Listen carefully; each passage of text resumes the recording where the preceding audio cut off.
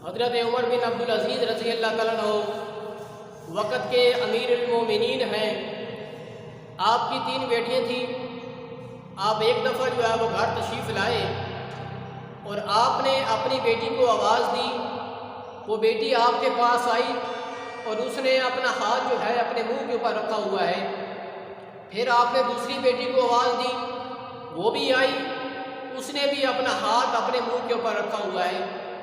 جب تیسری بیٹی کو آواز دی، وہ بھی اسی طرح آئی کہ اس نے بھی اپنا ہاتھ اپنے منہ کے اوپر رکھا ہوا ہے۔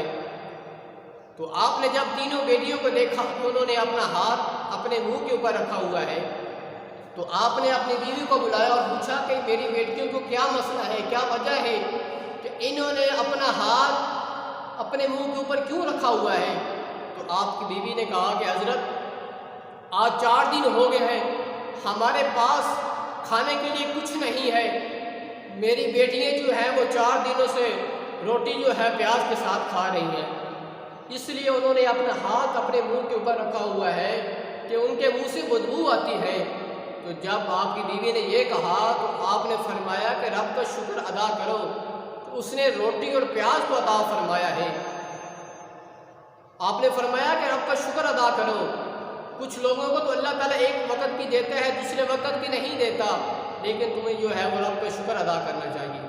دیکھیے وقت کے امیر المومنین ہیں، تو کیا فرما رہے ہیں کہ اس روٹی اور پیاز کے اوپر بھی رب کا شکر ادا کرو۔ تو رب کا شکر جو ہے، چاہے وہ رب تھوڑا رزق دیتا ہے تو رب کا شکر ادا کرو۔ حضرت امام سعدی رضی اللہ تعالیٰ عنہ، دیکھیے اللہ کے بزرگ ہیں، نیک بندے ہیں، اور شیخ سعدی ہر وقت جو ہے اللہ کے دین کے لیے جو ہے وہ تبلیغ کرتے ہیں، ہر وقت اللہ اس کے رسول کی خاطر جو دن رات گزارتے۔ تو ایک دن آپ سفر کر رہے ہیں، ایک پتھریلا علاقہ اس میں سفر کر رہے ہیں، اور چلتے چلتے آپ کی جوتی مبارک جو ہے وہ ٹوٹ گئی۔ جب جوتی مبارک ٹوٹی تو آپ کے جسم سے جو ہے خون جو ہے بہنا شروع ہوگا، پتھر لگتے رہے۔